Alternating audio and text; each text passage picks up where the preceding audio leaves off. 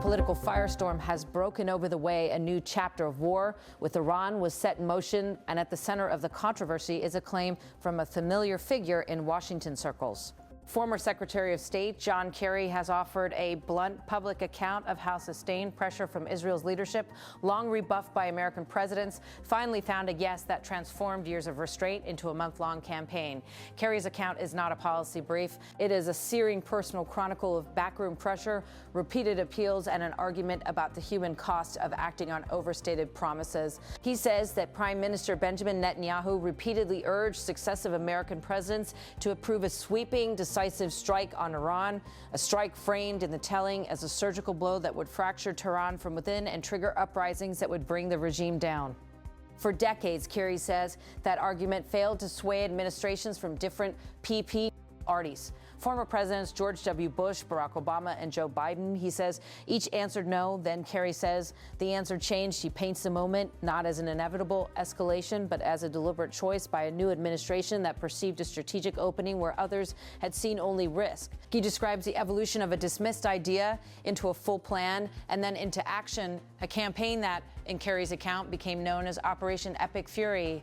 He makes clear what, to him, is the most dangerous part of the story, that the case for war was wrapped in a narrative promising quick results, uprisings, and rapid collapse. Promises that, he warns, have a long and sobering history of failing to materialize. Kerry's message is as much moral as it is strategic. He invoked the ghosts of Vietnam and Iraq and the special kind of national reckoning that follows wars sold on convenient narratives. He warned against the impulse to dress war in tidy explanations that paper over sea. Complexity costs him human suffering. He asked a blunt and painful question: who bears responsibility when the neat narrative unravels and the casualties and consequences endure? He said, don't dress up war in convenient narratives. Those words landed in a city already anxious about how quickly a standoff across continents transformed into kinetic conflict. They have rekindled debates about the role of advisors, the threshold for escalation, and the accountability owed to the troops and families who carry the consequences. Kerry's remarks also reopened a debate in Washington about the influence of allied leaders and how presidents weigh counsel that is persistent, politically intense, and sometimes rooted in existential arguments. Netanyahu, a prime minister who has repeatedly framed Iran as an existential threat to Israel, has for decades pressed foreign partners to consider severe measures. Whether his appeals reached a threshold of pressure that reshaped American policy is the issue at hand. Kerry's account draws a stark line between years of restraint and the sudden release of force, and in that line, many in Washington see a hinge moment that deserves examination. As that debate reverberated in public, another drama played out inside the walls of the Pentagon, one that has only amplified questions about command, control, and cohesion at the heart of America's military leadership. In a span of weeks, senior defense officials and commanders were abruptly removed or reassigned in decisions that left senior ranks stunned and allies watching closely. At the center of the shakeup is Defense Secretary Pete Hegseth, whose recent personnel moves have reshaped the top of the Defense Department in a way few predicted. The most dramatic and public of those moves was the sudden departure of the Navy's civilian secretary, announced with little explanation and a note that the Navy undersecretary would assume acting duties. The abruptness of the announcement and the facts. That some senior naval officials learned of the change by reading the news deepened a sense of unease about process and prerogative. A week earlier, Hegseth removed the Army's chief of staff, General Randy George, a rare wartime dismissal that touched off broader speculation about the relationship between the civilian leadership at the Pentagon and senior uniformed officers. The Army announced that the general would retire effective immediately. Public statements praised his decades of service. Still, the simultaneity of the departures left many questions that a statement of gratitude could not answer. Were these isolated personnel matters, or was there a coherent new line of strategic control emerging in real time? Reports from inside the department suggested friction over decision-making lines, access to the president, and the degree to which formal chains of command were being respected. Several defense insiders told reporters they had seen growing unease about how assignments, briefings, and strategic counsel were being managed. One recurring theme in these accounts was the perception that traditional institutional processes were being bypassed, and that such bypasses were viewed with alarm by career officers who had spent their careers safeguarding the chain of command. Those worries mattered for reasons beyond the internal logistics logistics of the Pentagon. American forces were moving, naval and air operations intensified, and elements of airborne and expeditionary forces were sent toward the region. In theaters where seconds count and where the margin for miscommunication is thin, the idea of a fragmented senior leadership raises immediate concerns about coordination, oversight, and the morale of troops. When commanders and civilian leaders are reshuffled in the middle of a crisis, allies and adversaries alike take note. From Tehran, the political ripples were seized upon and amplified. Voices in Iran's official and online ecosystem link the departures to cheers within Washington's approach to the conflict, suggesting that American instability was proof of a faltering policy. A Tehran-based commentator, Mohammed Baker Kalibath, in social posts framed the dismissals as evidence of internal discord, a message designed for both domestic and international audiences. To show an adversary at odds with itself is to claim an advantage. Back in Washington, Pentagon spokespeople sought to project continuity. Public statements praised departing officers for their service and framed transitions as orderly and routine, even while acknowledging the extraordinary context of a campaign that has unfolded rapidly. The words of the department were calm. The questions were not. Lawmakers and former officials pressed for clarity about who was making what decisions, how options had been considered, and whether there had been adequate interagency review before the campaign rolled out. In Kerry's telling, there was a centuries-old caution in the air, not only about the utility of force, but about the stories that are used to justify it. He argued that promises of swift internal uprisings and collapses of regimes have a poor track record. To many who have watched conflicts over the last half-century, his invocation of Vietnam and Iraq is shorthand for a recurring pattern, a public case for war based on certainty, followed by messy, protracted consequences very far from the tidy expectation. He pointed to the human toll as the median fact of any honest debate about war.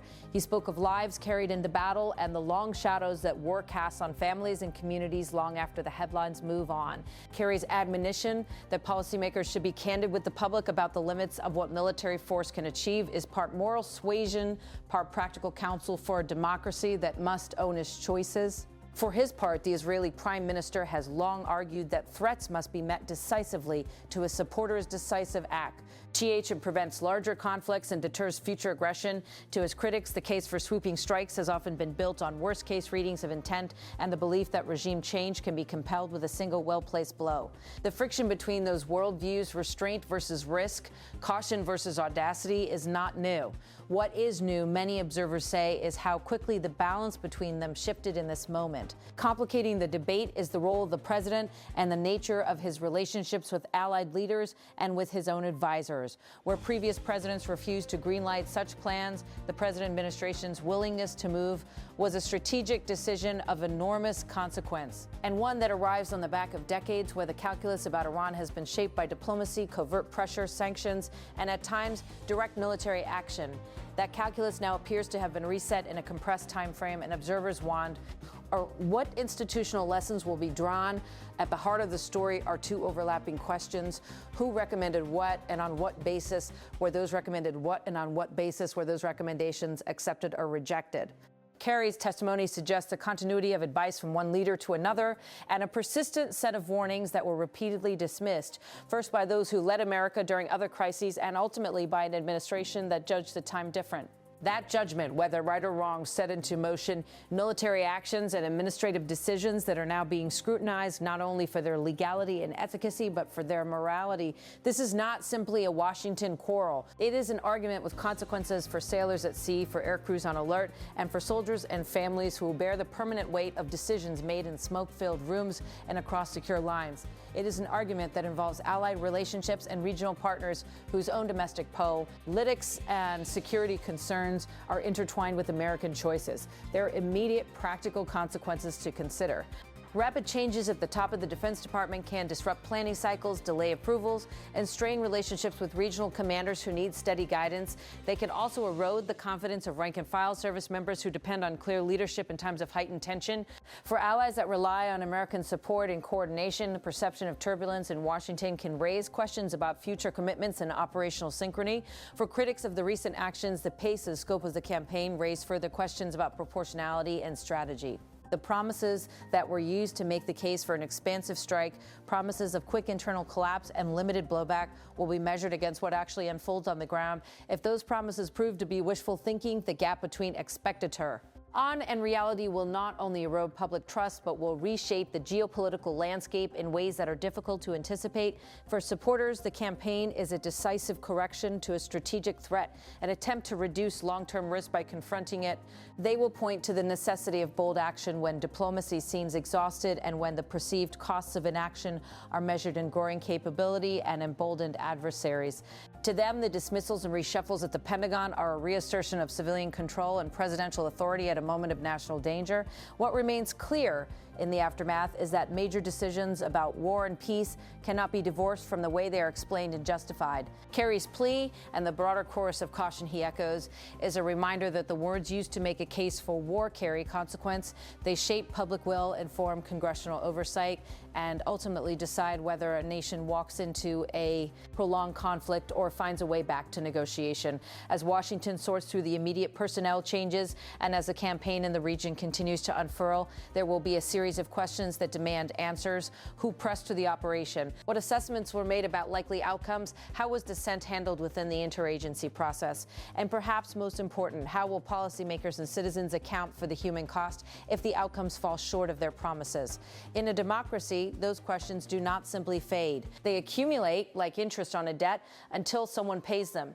The choices made in recent weeks will be examined in hearings and op-eds and at kitchen tables across the country. Veterans, service families, diplomats, and legislators will ask the sort of stark practical questions that only the passage of time can answer fully. For now, Kerry's words echo, don't dress up war in convenient narratives. They are not merely a rebuke to policymakers who advise action. They are a call to a public to demand clarity from its leaders about objectives, about limits, and about the measures by which success will be judged. In the weeks and months to come, the country will have to weigh those measures carefully, and it will have to decide whether the judgments that led to this moment were sound or whether they were the product of a narrative too neatly woven to match the complex realities it sought to alter. The stakes are the same ones that always make politics and strategy so consequential: lives, security, and the future shape of a region that has been for decades the theater of competing ambitions and fragile peace. In the end, the public reckoning will hinge on whether the choices made were prudent and proportionate, and whether those choices, once made, can be sustained by a nation prepared to accept their cost.